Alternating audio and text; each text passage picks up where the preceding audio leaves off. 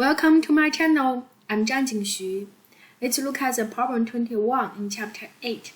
Chapter 8 is about the conservation of energy.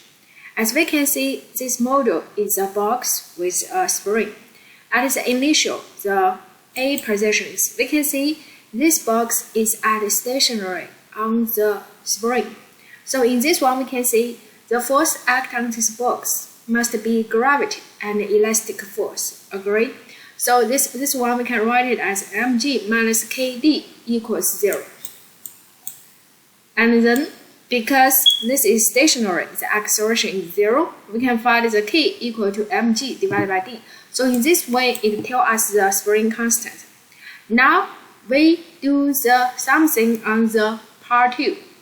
As there we can see, at initial, the box is there, and the box is at stationary. And so the velocity v1 is 0. And also we take a reference point at this point, so position y1 is 0.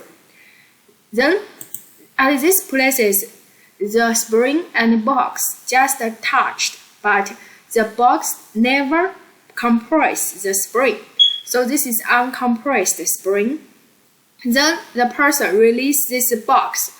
Of course, the gravity act on the box will make the box move down, and when it moves down, the spring become compressed. We have the elastic force up. Do you agree? And then finally it moves up, moves down.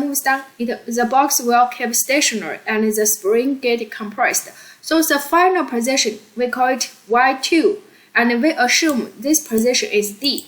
Because it is below the reference point y1, so this is a negative d. And then the velocity for this box kept stationary at the position 2 is 0. Agree?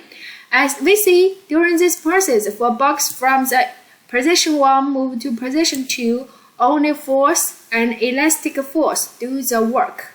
This is a conservative force, so energy is conserved. So in this one, we can say initial energy equals to the initial kinetic energy plus initial gravity potential energy plus elastic potential energy. Right? This is the initial energy equals the final energy. Final energy is the final kinetic energy plus final gravity potential energy plus final elastic potential energy. And then we can input the known quantities. See, you can say v1 is 0, y1 is 0, and then the position for this one is 0, y1 because it's compressed is 0, right? And then the final position, the v2 is 0, y2 is negative d, and the 1/2 kd squared there. And then we can solve this equation and input the k inside. We can get the final answer d equals 2d. So we find, yes, we find this distance. The spring is compressed is equals to 2d, not d. Why not? If not, why not? Can you explain that? Consider the energy conservation.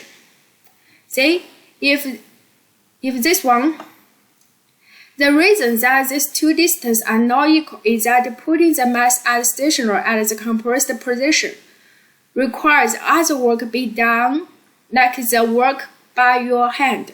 See, first thing, you need to do something to put the box at this position, right? This is by your hand. Actually, you act a force on this box. So you do work on this box too. So we need to consider this part. Thank you.